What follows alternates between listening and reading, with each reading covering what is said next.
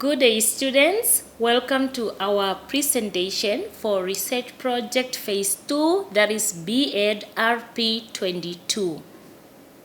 Speaking to you, I'm your research supervisor and your tutor, that is Etuna Simon Nifikwa.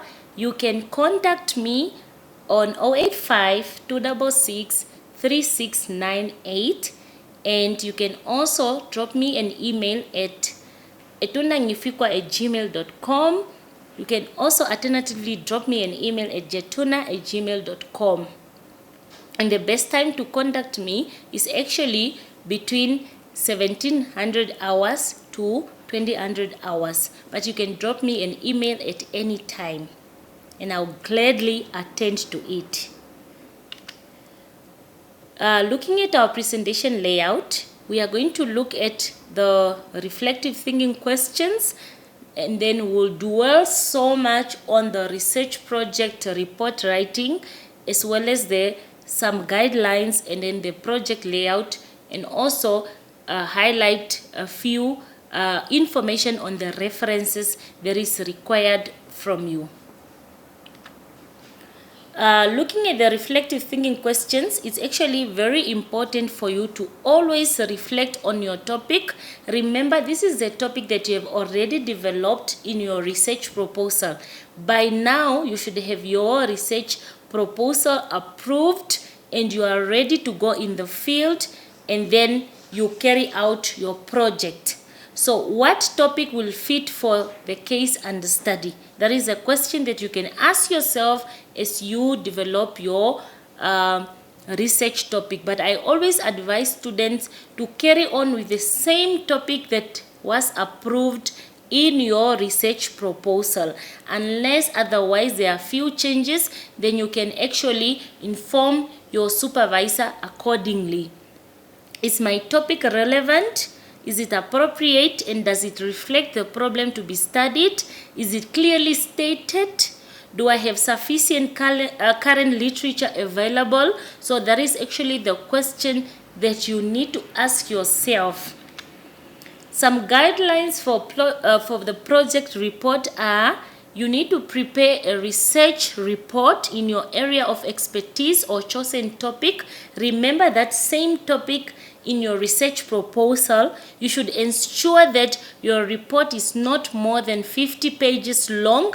Remember, now you are reporting back. You should be already, you should have been done now by carrying out your project. You should have interviewed your participants, or perhaps you have already handed out your instrument that you have, in essence, carried out what we call data collection.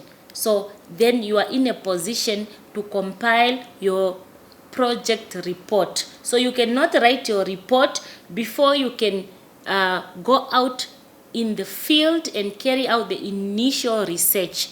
You need to report back once you are done with that process. So ensure that it is typed and it uses Times New Roman, font size 12, line spacing 1.5 as usual, and also make use of the APA format for both in-text citations as well as the reference list. Do not just describe the content of each subheading, rather describe the relevant information, and make sure to read through your work and rectify all spelling and grammatical errors. I always encourage my students to proofread their work before you actually submit your final report. Okay, in terms of the research project layout, you are actually expected to have a title page, where your topic is clearly stated at the top there, and then you need to indicate the name of the institution, that is the Institute of Open Learning, IOL, as well as the faculty. You are in the Faculty of Education, and then particularly the course that you are doing, B.Ed, and that should clearly come out with your specialization. And also indicate personal information such as your name and student number, That is also very important there.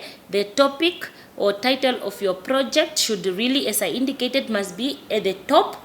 And then also remember to generate the table of content. Do not type it. You need to generate that. So talking about generating table of content, you need to ensure that before you actually present or start compiling your report, as you are moving from one chapter to the next, you actually need to format your headings. So the following preceding sections should be presented before chapter 1.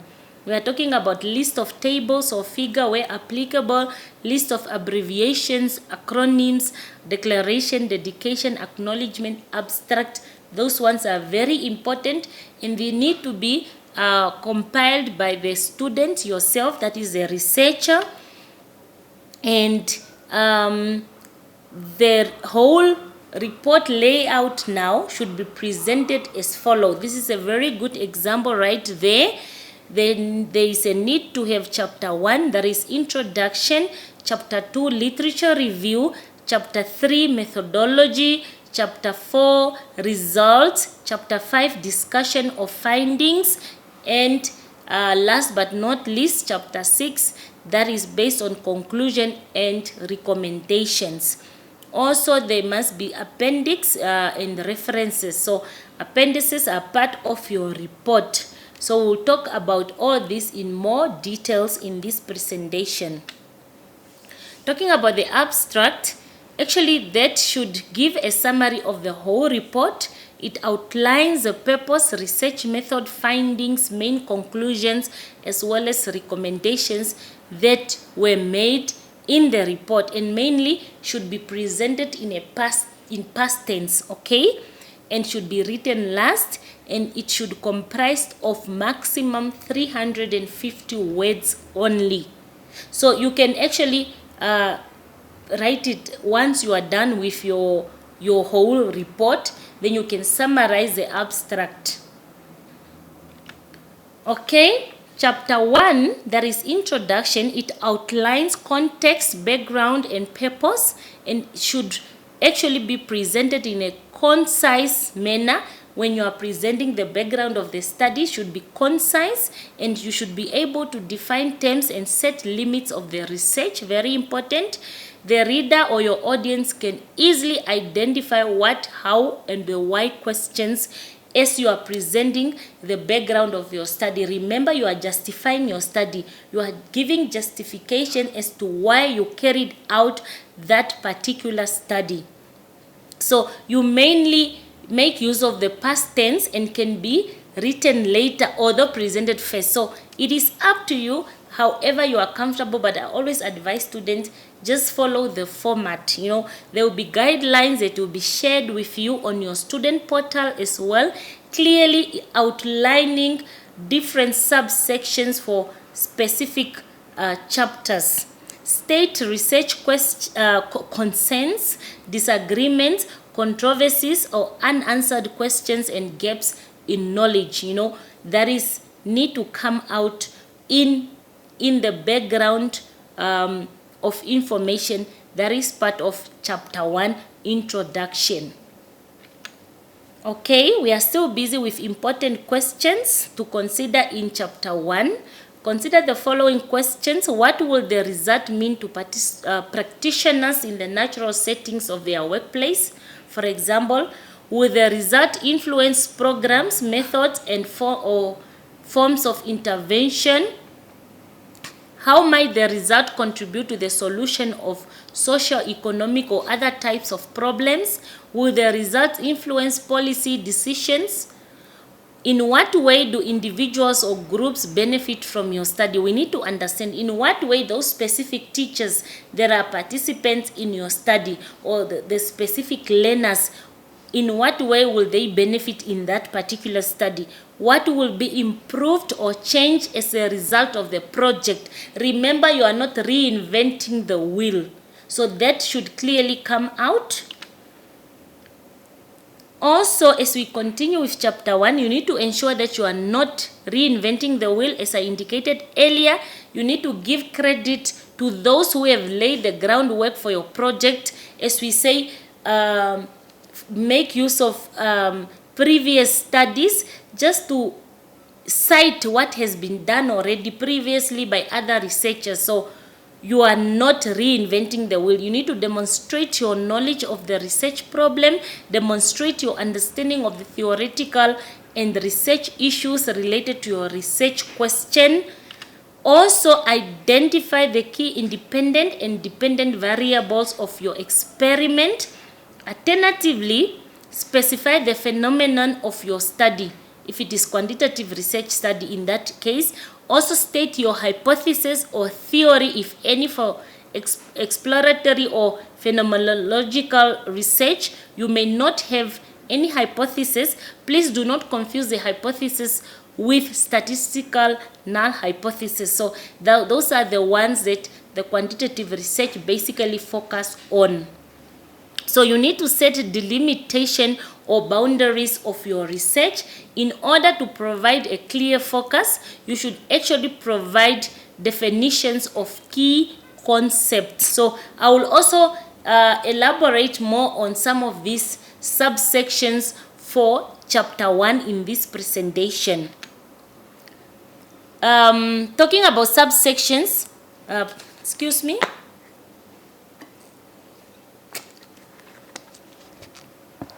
Talking about subsections, for example, objectives of the study. If you are opting to state the objective, remember, as indicated earlier, even in your proposal, the same rule applies to the project report. You may not do both objectives and questions. You can either do objectives or questions of the study. So if you are opting for the research objectives, then the objectives should be based on the statement of the problem. The objectives must be specific. Follow the SMART objective rule. That is, they should be specific, measurable, achievable. Sometimes you say agreed. They should be realistic and time bound. So timely, that is the SMART objective rule. Remember that objectives are what you want to achieve. The objectives must be stated in point or bullet format, bullet form, very important if you are opting for the objectives of the study.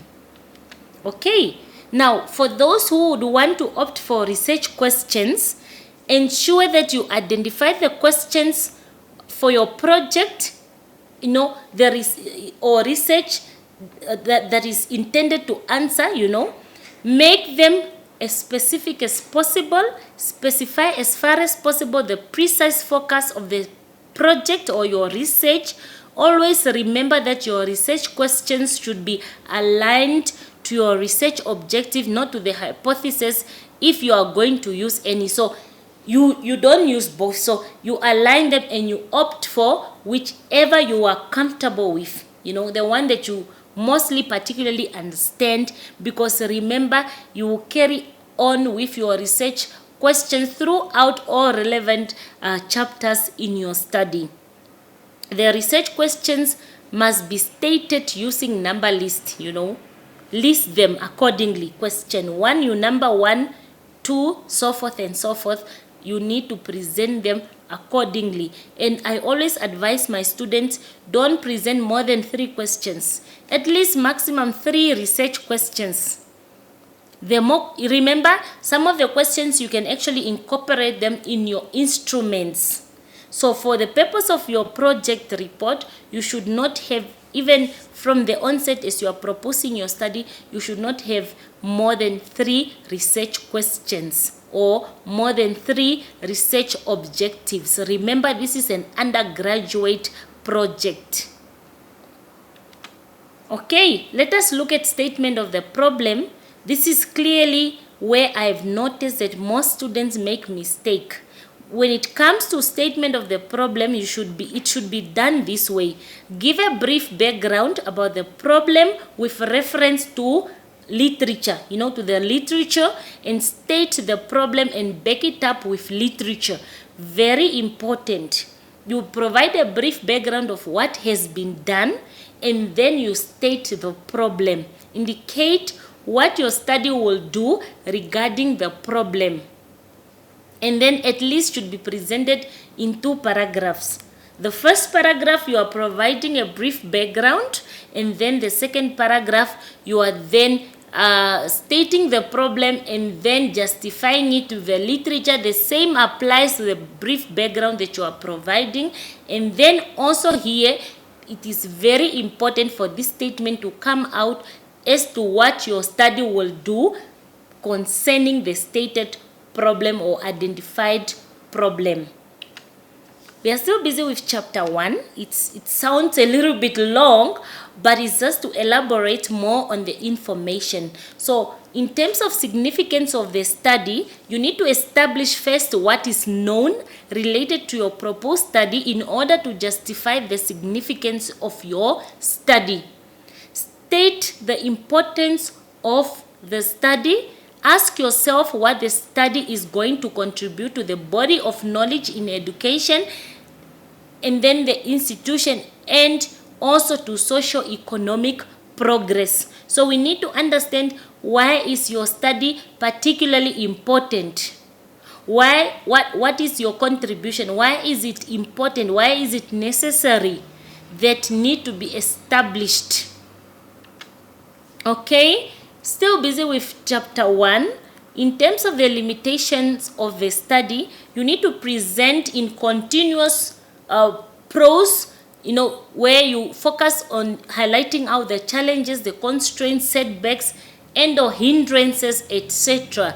Also, what are you most likely to encounter as you carry out your study? You need to focus on the limitations, issues like distance, availability of relevant literature, cooperation of subject, respondent, participants, etc. Focus on your participants. Do not make references to finances, time, etc. because it is a requirement. Remember, you are required to carry out your research project in order to complete your B.Ed honors. You see? So it is mandated. You cannot say now you don't have money. It's not a project that is requiring funding.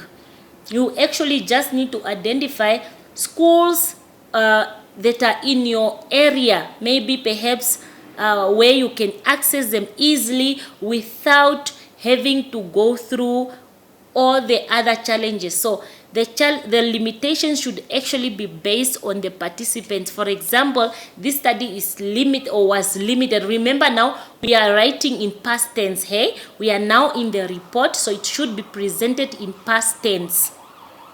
This study was limited to 2 participants, for example, you see. In terms of the delimitation of the study, indicate the scope of the project and the resources available to carry out the project. Ask yourself questions like, are you going to study, did you study the whole school or the region or just few grades? You see, indicate logistical issues. Indicate the inclusions and exclusions of the project. You need to clearly indicate what was included in this project and what was excluded in terms of the participants, the settings, the context, etc. So that is actually very important, and it should also come out clearly in your research project report. We are still busy with chapter 1. In terms of the definitions of terms, and we are actually just moving towards the end of chapter 1, you need to define the key terms. What are in the title, like for example, the topic, some of the terms that you really want your readers to understand, you need to define them and also indicate how they should be understood or how they were understood in your study, and also particularly providing references to these terms, these important key terms that you have defined in your study. For example, in this study, this term should be understood to mean, for example, like that. You see? Okay. That brings us to chapter 2. There is literature review.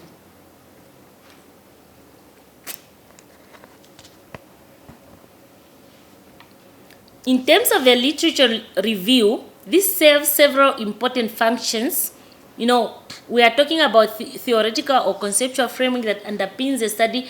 You need to know that already from the onset as you start with your literature review. That need to come out.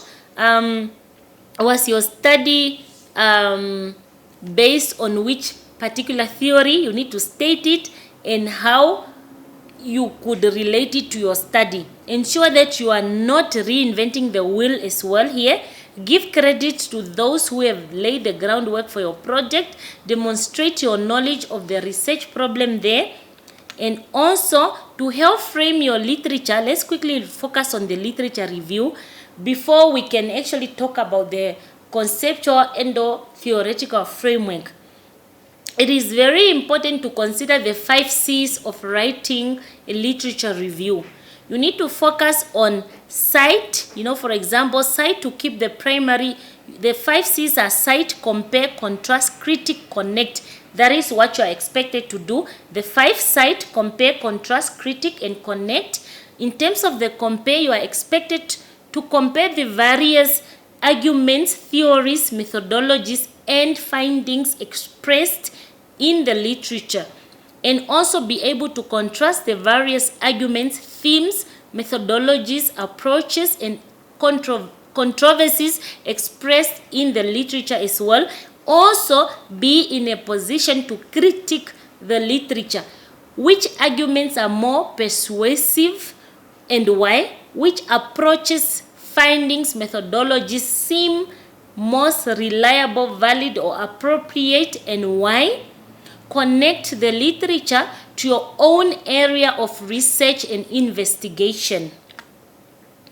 So, as we continue with literature review, it is very important to show your ability to critically evaluate relevant literature information. Remember, there is so much information out there. Okay, you need to indicate your ability to integrate and synthesize the existing literature, provides new theoretical insight, or develops a new model as the conceptual framework for your project. Convinces your reader, you need to convince your reader that your research will make a significant and substantial contribution to the literature. For example, resolving an important theoretical issue or filling a major gap in the literature. So that is actually very important. These are very important information to consider as you are, working on your literature review. So very important as well, you must be able to distinguish what has been done from what needs to be done. That is, you need to be in a position to do so. You need to be able to discover variables that relate to the topic under the study or research, establish a relationship to previous work done by others or to what you are searching about. Know what other people have written about the topic in terms of theory, current issues, professional practice. Once you get that right, this is actually easy to compile. Also, good literature search may also help in deciding the best methodology and techniques to use. The review should show gaps in knowledge, theoretical and methodological shortcomings. Also, the need to further research unanswered questions, etc. Literature review sounds a bit confusing, but it's actually very interesting if you follow those guidelines, and then you can actually come up with a clear literature review. So the review should demonstrate what has been done in the research area of interest and what remains to be investigated, for example. So in terms of the theoretical and the conceptual framework, as I indicated earlier, there you need to indicate how the conceptual framework will be developed or how it was developed in the study. Remember, you are now writing or compiling your report. Which theory and or model that you have adopted or adapted to develop a conceptual framework. If you are opting for conceptual framework, remember here you need to choose either your study was underpinned by theoretical framework or was underpinned by the conceptual framework. What are the main constructs of this theory? which this study will be based on, or the study was based on. You see, you need to make sure that is clear. And then the common problems in literature review. I want to quickly just look at this. Most students' literature review suffer from the following problems: lacking organizations and structure. You need to organize your literature review. Address one thing first, finish it, and then move on to the next issue or challenge. Lacking focus, unity, and/or coherence. Your information should flow from the beginning towards the end, being repetitive and verbose. Failing to cite influential papers, failing to keep up with recent developments, failing to critically evaluate cited papers, and/or citing irrelevant or trivial references, depending too much on secondary sources. Please focus on primary sources. And this brings us actually to chapter 3, which is methodology. Very important. I also want you to pay attention to this. The methodology indicates the research method used, that is either qualitative and/or quantitative mixed method. You choose either. And you need to cite from research books. This is those who are applicable. Very important as you are compiling your report there. No method is perfect, so acknowledge how you collected data. Indicate the approach used. If it is a case study, or was it multiple case study or experimental, that need to come out clearly. Explain instrument and relevance during data collection. Present how data were collected or analyzed. Also focus on what we call ethical considerations. Very important, that need to come out.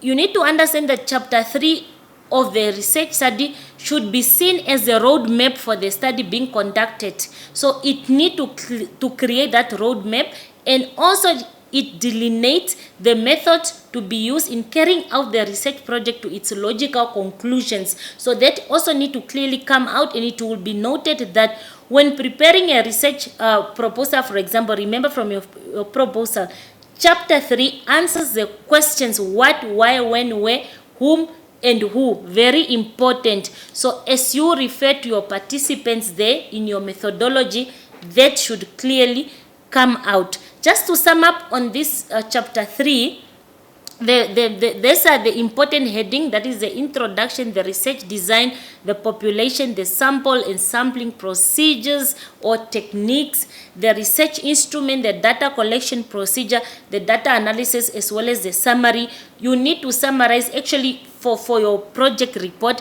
Every chapter there must be a summary of that chapter, and also summarizes the main important information in that chapter. Do not merely focus on the headings per se, but summarize the key idea or the main point thereof. Okay, in terms of data analysis, I will just focus on some that I realize that students challenge with. You clearly delineate how data was analyzed. You know, it should be noted that qualitative and quantitative data are analyzed differently, and quantitative data are analyzed like diagrammatically. You know, in terms of the qualitative data, these ones are analyzed by subjective judgment of the researcher. So this need to clearly come out how you analyze your data, you see.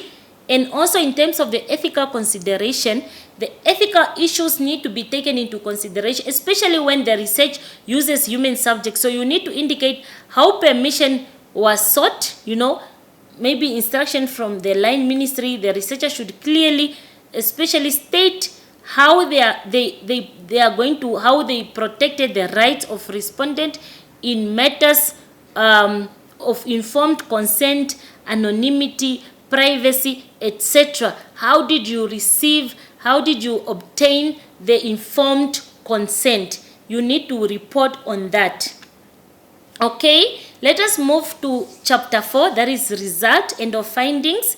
The presentation of your findings should be done in chapter 4. Depending on the research method used, present findings of the research. You focus on the fact only, no interpretations. Here you present the raw data, and you need to use graphic form where applicable. If it was quantitative or qualitative, you need to do it accordingly. Mostly quantitative, they focus on tables and figures, etc., and graphs, but particularly qualitative studies, they use direct quotations from the respondents. So Very important to distinct between qualitative data and or quantitative data. So it depends on what you opted for in your project as you are reporting.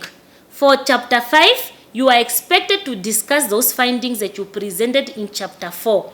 Here you present an interpretation and evaluation of the result, the analysis of the result. You need to draw together different aspects of the findings. So here we want to hear your voice now. You are also going to relate these findings to the literature that you presented in chapter 2. To support your findings, you need to compare with your arguments as well, and your voice need to come out. So present a summary of the findings in relation to the literature as reviewed in chapter 2. We want to understand if there is an agreement or disagreement, as we indicated earlier, that need to clearly come out. Are the findings similar? Are they different? Where the similarity? How do they differ? That should clearly come out. And then chapter 5 is basically for those who opt to go for 6 chapters. You can end at chapter 5 where you can now conclude, draw, make recommendations, for future research as well. But if you want to have 6 chapters, you can have chapter 5 for your conclusion, where you give a brief statement of what was found, why the study should be done, the specific purpose of the study, and then the research questions it attempts to answer. The decision as to why the research design and method used were chosen over the other options. So here you are drawing conclusions from the findings. So the potential implications emerging from your study of the research problem need to be clearly stated here, and in essence of how the study fits within the broader context about the research problem. So this is your opportunity to do that. Here you make use of your own discretion as a researcher. Okay, if you are opting to go for 6 chapters, as I indicated, then your chapter 6 will basically focus on recommendation and future research. How will the result of the study be implemented? What innovations that come about? What suggestions for subsequent research that arises from the potential outcomes of the study? So there you need to make specifically clear recommendations. Recommendations for teachers maybe, or for practice, recommendations for schools or for management, or recommendation for the policy maker. So it's up to you, and depending on your study as well. Suggest suitable changes or solutions. For example, the recommendation for practice and future research. This is one of the recommendations that was made in a study that I conducted in 2014, particularly to practitioners. It was recommended that teachers must be encouraged to develop lesson plans that reflect the motive of ICT use and integration. It's just to give you an example so that you will know how to develop your own recommendations. Remember, these recommendations are made based on the findings of your particular study. You do not copy it from anywhere else. It is based on what you have found out. Okay. Now, in terms of the research, for future research, we are saying that research is needed in other educational regions to complete the view of ICT use in Namibian schools. So this was a study that was conducted in the Commerce region on the teachers' use of ICT in the classroom, you see. So we needed now to make recommendations that research is needed in other regions. So you also need to look at your particular study, and then you make recommendations for future research. Okay, we are coming towards of our presentation, and then we will look at appendices. These are attachments of additional information, surveys, questionnaires, glossaries, etc., and as well as permission letters. So this, you need to include them. Remember, they are attachments for your report as well. The instruments used, that can be your interview schedule or observation guide, or it can be questionnaire. It's up to you. You just need to attach all the instruments that you have used. Okay? also additional information, and especially permission letters, those letters that you have sent out to the specific school principals, maybe consent letters to parents, consent letters to teachers.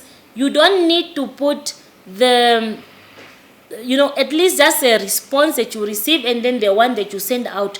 So you can number them as Appendix A, Appendix B, C, D, etc., etc. They need to be clearly numbered and attached to your report. Remember, very important, your report should actually be 40 pages long. That is minimum 40 pages. We are saying maximum 50 pages long. So all this information should be included in those 50 pages. In terms of the references, I particularly want to share this because most of our students have a challenge and they don't really make use of APA referencing style. All references used should be included in the reference list, and then line spacing, we are saying it should be 1.0, and you should include all the reference material. There's a difference of referencing, for example, a textbook, journal article, maybe paper presented at a conference. So it is very important to read and understand the APA referencing guide so that you know how to reference a particular source that you are using to get information for your project as you are compiling your project report. These are some very important links that you can follow. You can just read further to get more information, particularly on how to compile a research project report and what are the do's and don'ts. And you need to know the pros and the cons. You also need to understand what is required as per the institution. The guidelines are clearly stipulated, and then they will be shared with you on your student portal. Thank you for your time. Thank you for listening, and I'm wishing you all the best with your research project, and I'm looking forward to grading and reading through your report and eventually grading your final research project report. You can drop me an email as indicated earlier, and then I'll gladly respond to your email and give you guidance where possible. Thank you for your time.